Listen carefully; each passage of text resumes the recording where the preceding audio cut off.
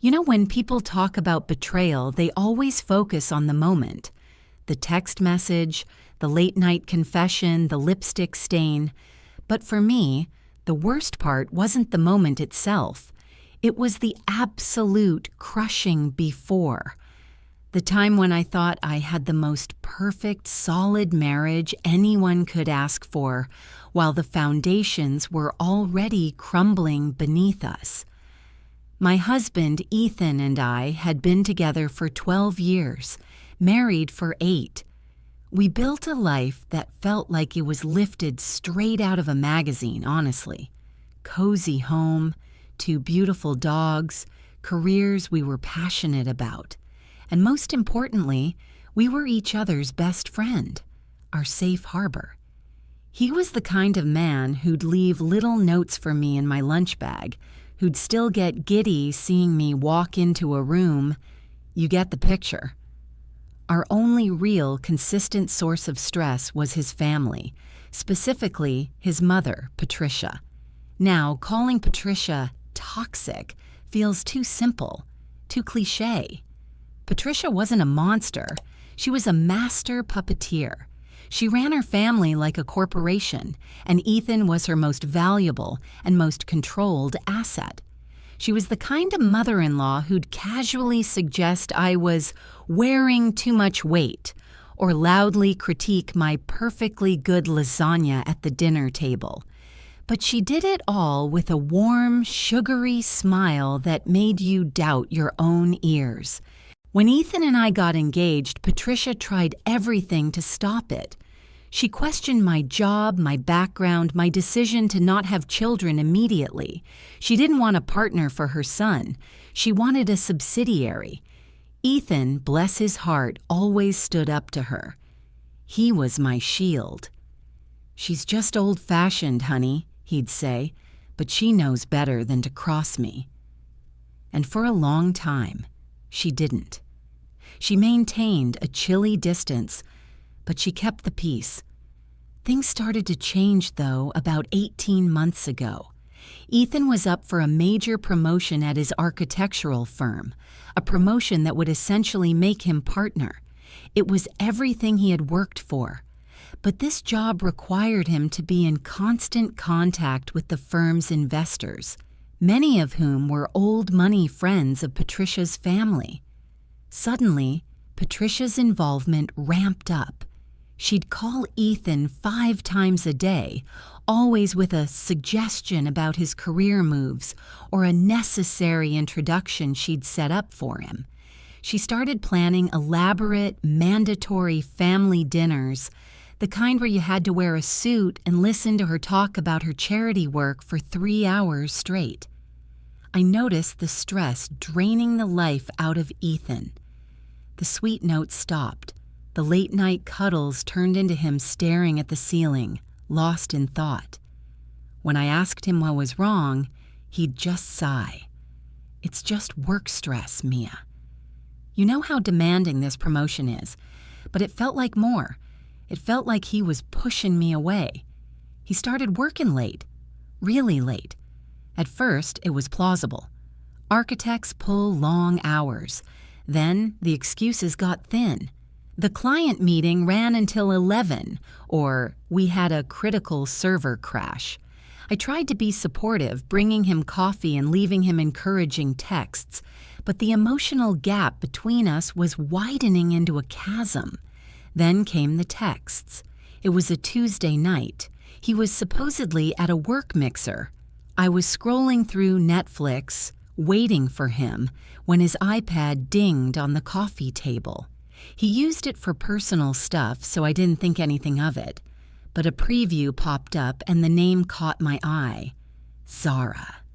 The message read, "Can't wait for Friday.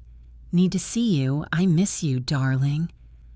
My heart didn't just sink, it shattered. It was a cold, physical shock. I picked up the iPad, my hands shaking so violently I almost dropped it. I knew I shouldn't snoop, but rational thought was long gone. I opened his messages with Zara. They were full of the most sickeningly generic flirtation. talks of late-night meetings, stolen moments, and terms of endearment. It wasn't graphic, but it was undeniable. The timeline spanned 3 months, exactly when he'd started getting so distant. I didn't confront him that night. I couldn't breathe, let alone speak. I just curled up in the guest room, hugging a pillow and trying to reconcile the Ethan I loved, the man who was my world, with the liar who was betraying me. When he finally came home at 1 a.m., he didn't even notice I wasn't in our bed. The next morning, I was a wreck. I was going to pack a bag and leave, but I knew I needed an explanation.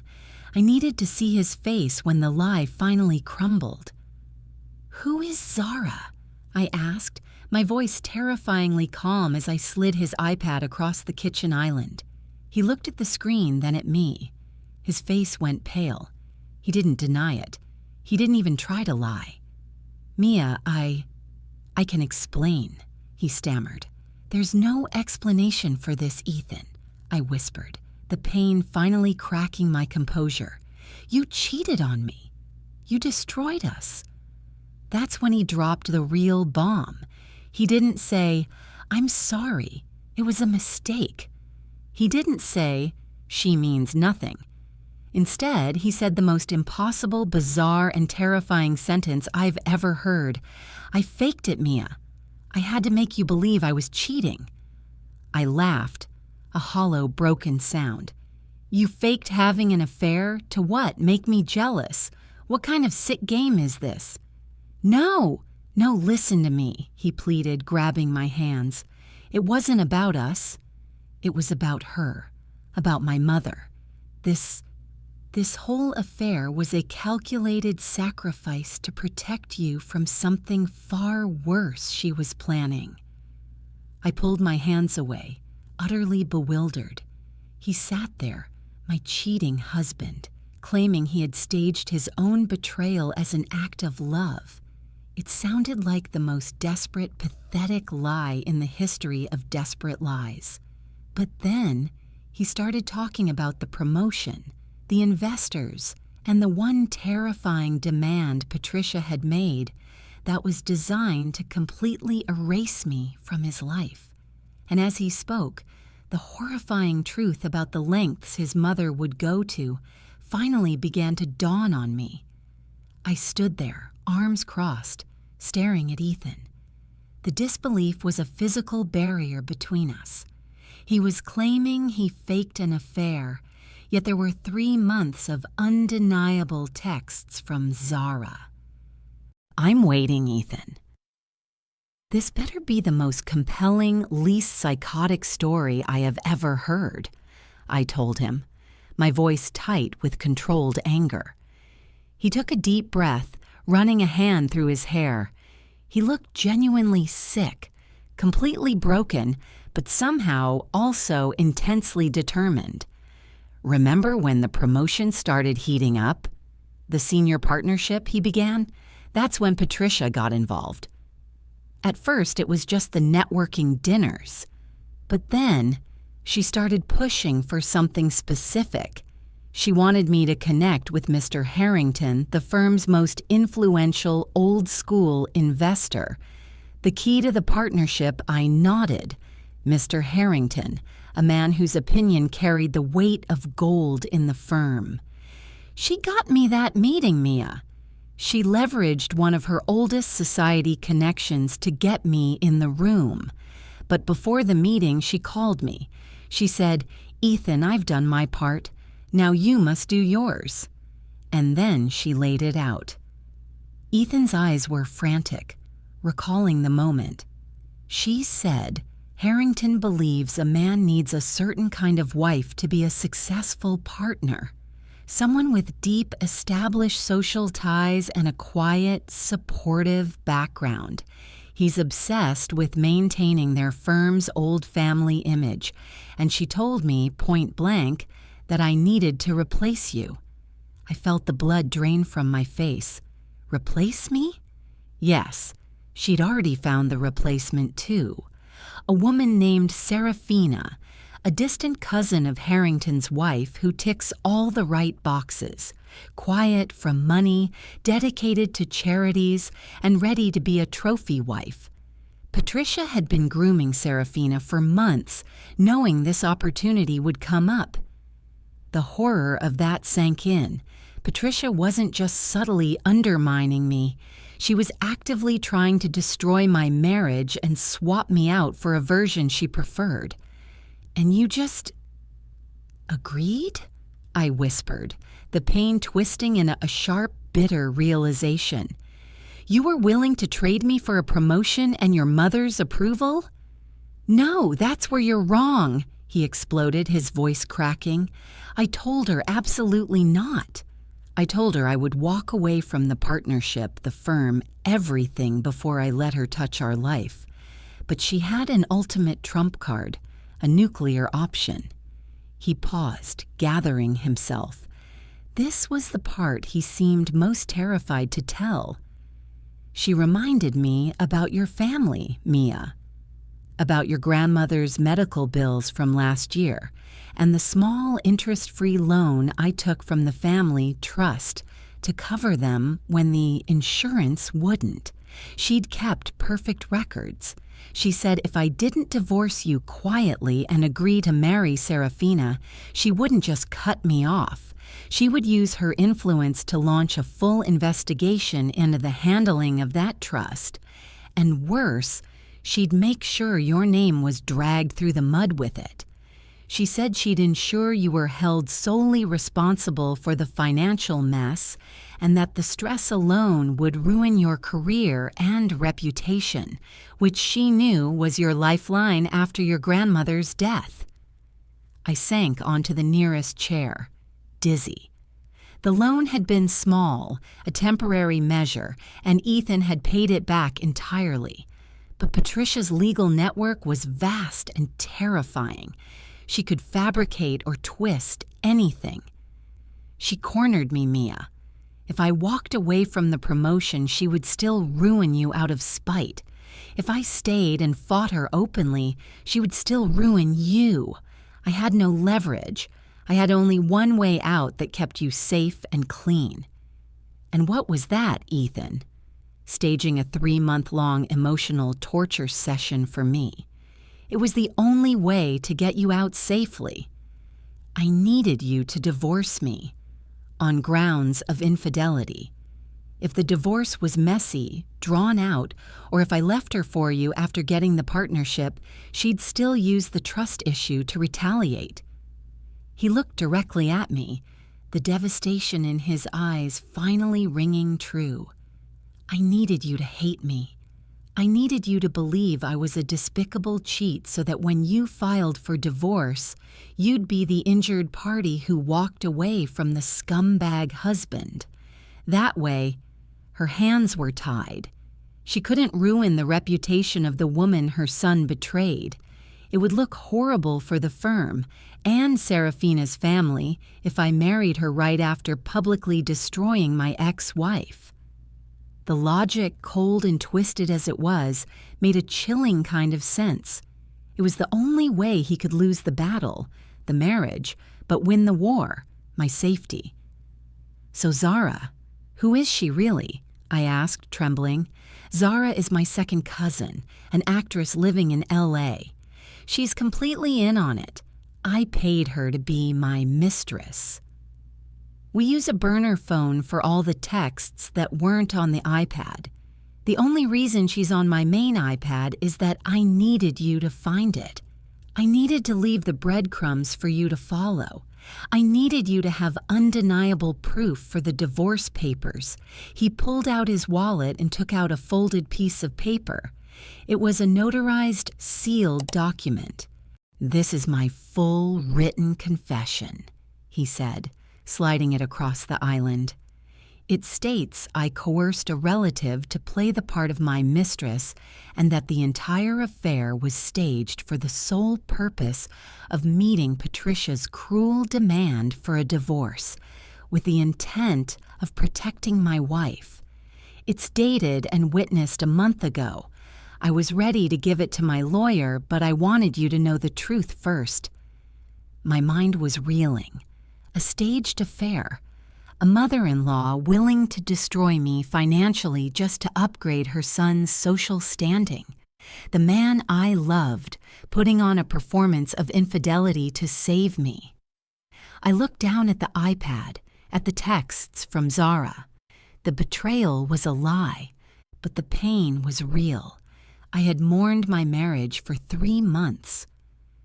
Why didn't you just tell me, Ethan? Why didn't you let me in on the plan? I cried, finally letting the tears fall. He looked away, his voice rough. Because I knew you wouldn't let me do it. You would have fought her, and she would have crushed you. I couldn't risk it. I needed you to be angry enough to leave me, not heartbroken enough to try and save me. I had to make the decision for us both. He sacrificed himself and our marriage to his mother's demands, believing it was the only way to protect me from her ruthless power. But now that the lie was out, the choice was back in my hands. Do I take the legal proof of his fake betrayal and file for divorce? Or do I join him in fighting his terrifying family once and for all? I spent the next 48 hours in a fog. I didn't file for divorce. I didn't even sleep in the same room as Ethan. I stayed glued to the couch, clutching his notarized confession, reading and rereading the clinical words that describe the emotional nuclear bomb he detonated in our lives. The man I loved hadn't cheated on me. He had orchestrated a profound, agonizing act of love, coded in the deepest betrayal. It was the ultimate paradox. When I finally emerged from my emotional lockdown, I wasn't just heartbroken, I was absolutely furious. Not at Ethan, not entirely, but at the woman who had forced him into this impossible choice. Patricia. I walked into the kitchen where Ethan was sitting, nursing a cup of coffee, looking like he hadn't slept in a week. "I'm not leaving you, Ethan," I stated flatly, placing the confession on the table. He looked up, a wave of hope and immediate panic washing over his face. "Mia, you have to. You have the papers. The confession is all the evidence you need. If you stay, she'll come after you. She won't stop." "I know she won't stop," I countered, leaning my hands on the table. "That's why we're not giving her what she wants. She wants a clean, quiet divorce so you can marry her little society puppet and secure her reputation at the firm. Well, she's not getting it." "What are you suggesting?" he asked, his voice barely a whisper. "I'm suggesting we fight, but not by exposing her to the firm, not yet. We fight her on her own turf, using the very thing she thought was her ultimate weapon, the betrayal." I had spent my time on the couch not just grieving, but thinking. I work in corporate compliance. I know how to track paper trails and how to use documentation to create leverage. "The core of her plan was control, Ethan," I explained. "She controlled you by threatening me with the trust fund mess. But if we file for divorce now without using the fake affair as the reason, she'll know you broke the deal. She'll retaliate." "So, what's the middle ground?" "We make the affair public, but we control the narrative. We don't file for divorce yet. Instead, we let her believe her plan is working, and we use this period of separation to dig up everything we need to expose her real toxic manipulation to the entire family and the firm investors." The idea was risky. It meant we had to live separate lives, maintain the facade of a broken, betrayed couple, all while secretly coordinating a high-stakes investigation into his own mother. Ethan's face hardened with resolve. "If we do this, there's no turning back. If we fail, she wins everything, and she'll make sure we both lose our careers." "I know," I said, meeting his gaze. "But if we succeed, we free ourselves. We save your career, and most importantly, we expose the monster who thinks she can buy and sell people's lives. Our first step was to deal with Zara. Ethan called his cousin and explained everything. Zara, bless her dramatic heart, was deeply apologetic and offered to help in any way she could. We arranged a final public breakup scene where I could catch them together, cementing my role as the publicly wronged wife. 2 weeks later, it happened. Ethan was supposed to be at a late meeting. I found a text on the burner phone, a simple, innocent meeting request that I was supposed to interpret as a clandestine rendezvous. I drove to the location, a quiet, upscale bar near Ethan's office. Zara was there, seated in a dimly lit corner booth. Ethan arrived shortly after. They were leaning close, talking quietly, making the betrayal look agonizingly real. I walked up to the table, my heart pounding a fake rhythm of shock and rage. I didn't yell. I used the carefully rehearsed, ice-cold fury. "You disgust me, Ethan," I said, loud enough for the nearest tables to hear. I didn't look at Zara, but I knew she was performing her part perfectly, the look of guilt and fear. I threw the burner phone onto the table. "Enjoy your life together, because ours is over." I turned and walked out, tears streaming down my face. Those tears were real. They were for the marriage we had to pretend was dead. The very next morning, the gossip began. The whispers at the firm, the calls from friends who had heard from someone that Ethan was seeing someone younger. It was exactly what Patricia wanted. But the real action started behind closed doors. While Ethan moved into a short-term rental apartment and started playing the role of the remorseful, newly single executive, I got to work. My first target, Mr. Harrington. I couldn't expose Patricia without losing Ethan's career unless I had Harrington's ear first. He needed to understand that Patricia's interference was a liability, not an asset. I found my opening through a massive charity event Patricia was hosting, the very event where she intended to publicly introduce Serafina as Ethan's future partner. I wasn't going to crash the party and make a scene. I was going to attend as the scorned wife, but armed with information that would make Patricia's sweet smile freeze permanently on her face. Ethan and I had spent weeks tracing the connections between Patricia's charity and the family trust she threatened us with. What we found wasn't just manipulation, it was embezzlement. Small, untraceable sums funneled from the charity foundation into a private account. The paper trail was complex, buried deep in shell companies, but it was there, and it was enough to ruin her, not just socially, but legally. The day of the charity gala arrived. Ethan was there, looking impeccably miserable, standing awkwardly next to Serafina. I walked in, not in black, but in a stunning white dress, looking every bit the wronged woman who came to maintain her dignity. I wasn't there to fight Patricia. I was there to talk to Mr. Harrington, and the moment I got him alone, I dropped the ultimate truth about the woman he thought was his trusted friend. The ballroom of the Grand Hyatt was awash in the muted gold and silver tones Patricia favored. All class, all controlled. She moved through the room like a queen bee, her perfectly coiffed hair and diamond necklace radiating authority. Ethan, standing stiffly next to the vapid, smiling Serafina, looked like a prisoner of war.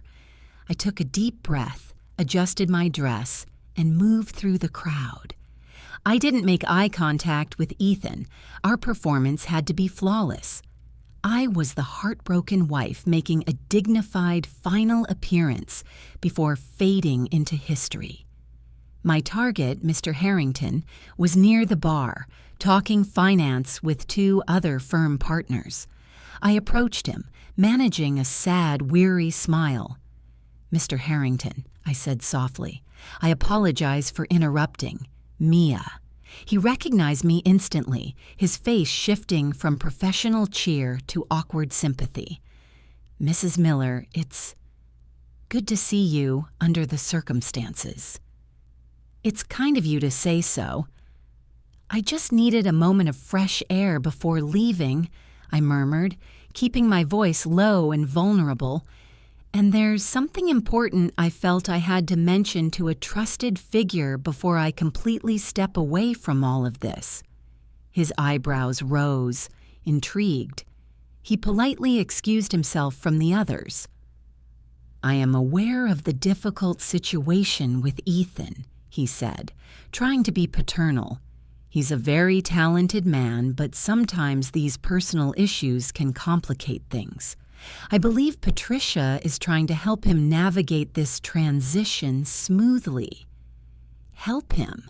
I scoffed internally but maintained my outward composure. "Mr. Harrington, Patricia isn't trying to help Ethan. She's trying to control him, and she's using this entire situation to orchestrate a narrative that benefits only herself." I leaned in closer, ensuring my words were strictly for his ears. "The affair isn't what I'm here to discuss, sir. That is painful but irrelevant. What is relevant is that Patricia explicitly demanded Ethan divorce me and marry Serafina as a condition for the partnership, threatening to ruin my reputation and career using a falsified report regarding a family trust loan." His eyes widened slightly, the first sign of genuine shock. "That's a very serious accusation, Mrs. Miller." "I know it is, and I wouldn't make it without proof. As an expert in corporate compliance, I've used this separation period to look into something else entirely: Patricia's charity foundation." I quickly presented him with a small, discreet flash drive I'd taped to the inside of my clutch.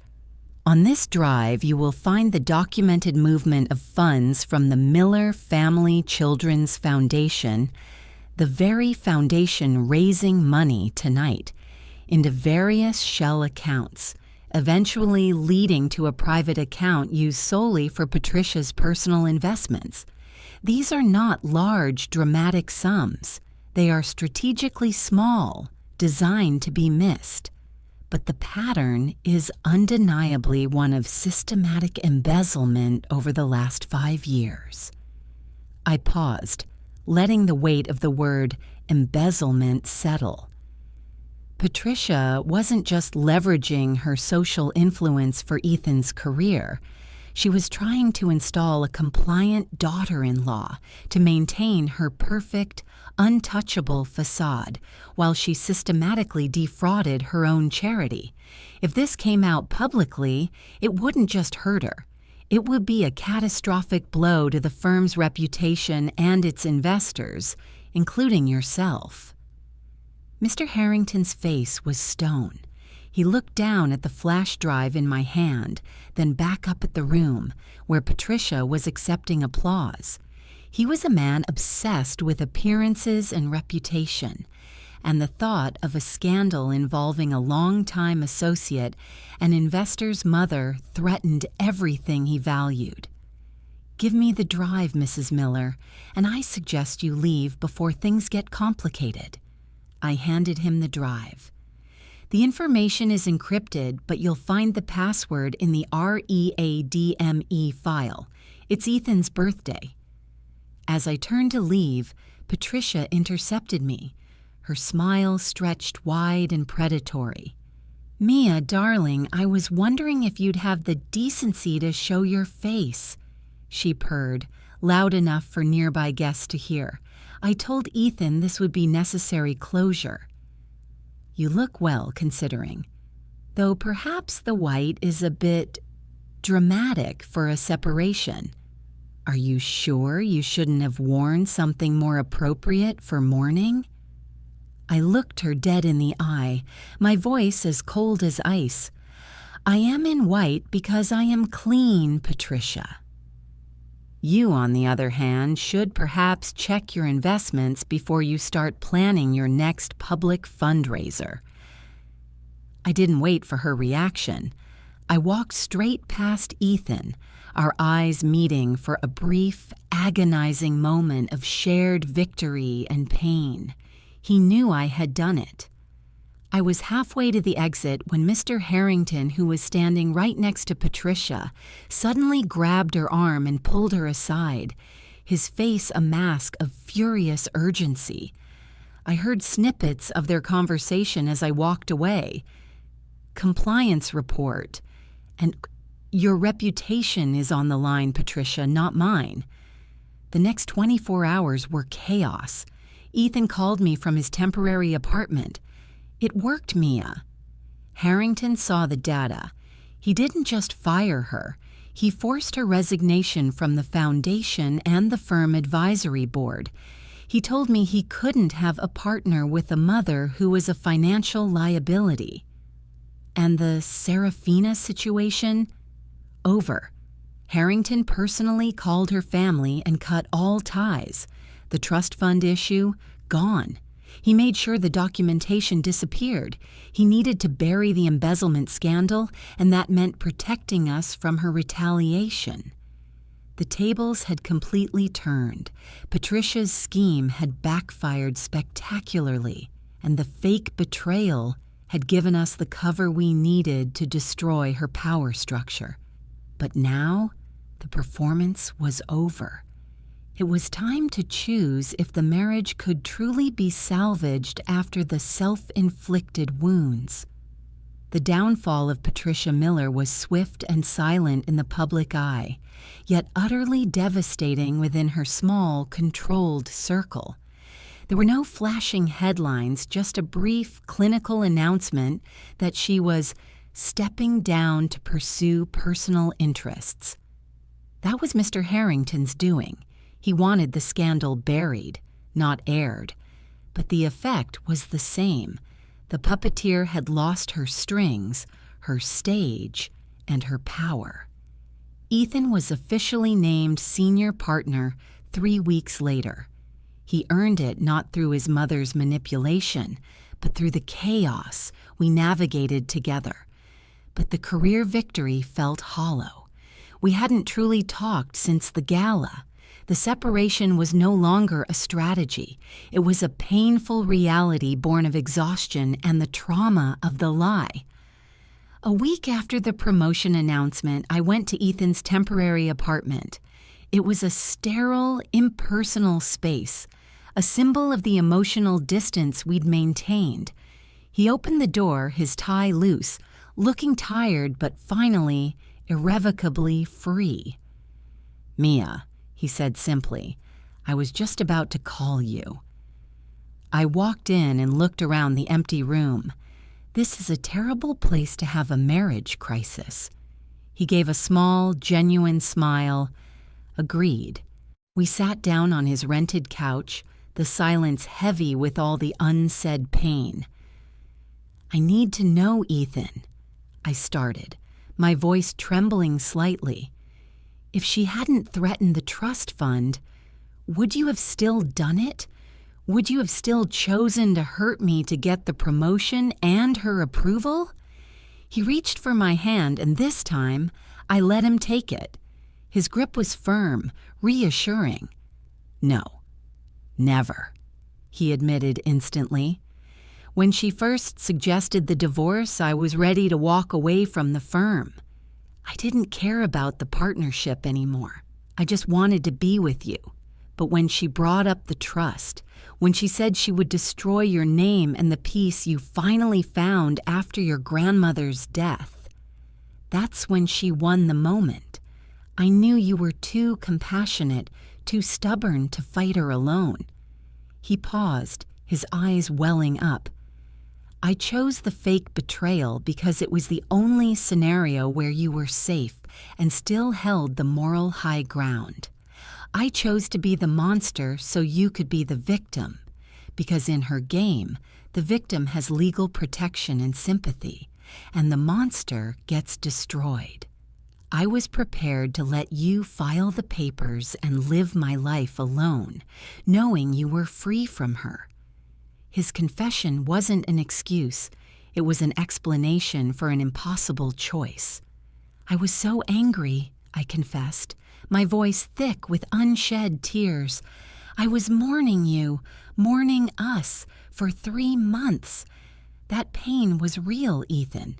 You can't just press undo on that kind of emotional wreckage. I know, and I will spend the rest of my life earning back the trust I betrayed, he promised. Not the loyalty, because I was loyal only to your safety, but the trust in my judgment, in my communication, and in our transparency. We almost destroyed the one thing I was trying to save. That was the key. We had fought a huge external battle against a monstrous enemy, but we hadn't prioritized our internal safety. We spent the next few hours simply talking. No fighting, no defending, just peeling back the layers of deception and fear.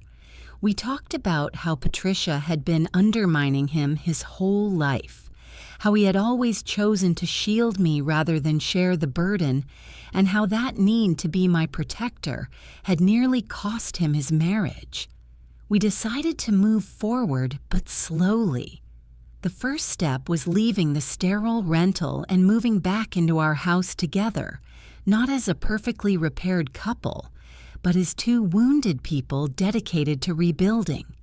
We had a long talk with Zara, thanking her again. She got a fantastic role soon after, and we realized her involvement, however painful for us, allowed her to pursue her dreams while she helped save ours. As for Patricia, her silence was the best revenge. Stripped of her social standing and access to funds, she became a footnote. Ethan changed his phone number, blocked her email, and for the first time in his life, severed every last cord. His father, freed from his wife's shadow, actually reached out to us, expressing pride in Ethan's success and sorrow for Patricia's actions. The healing was slow. There were days I would look at Ethan and the image of him leaning close to Zara would flicker in my mind, a ghost of the past. But then I would remember the fear in his eyes when he told me the truth, and the sheer audacity of the counter-move we executed together. We didn't just survive the betrayal that wasn't. We came out with a marriage stronger than before, built on a brutal foundation of truth and the terrifying knowledge that we could face down any enemy, no matter how powerful, as long as we stood side by side. It was a terrible secret, a calculated sacrifice, and the absolute worst way to save a marriage. But looking at Ethan now, years later, knowing the depth of his devotion and the price he paid for my safety, I wouldn't change the outcome. We lost the illusion of a perfect life, but we gained an unbreakable truth. And that, my friends, is how I found out the worst betrayal of my life was actually the greatest act of love. Thank you for listening to this difficult confession. We are so grateful to share these stories with you. If this story resonated with you, please hit the like button and share your thoughts in the comments section below.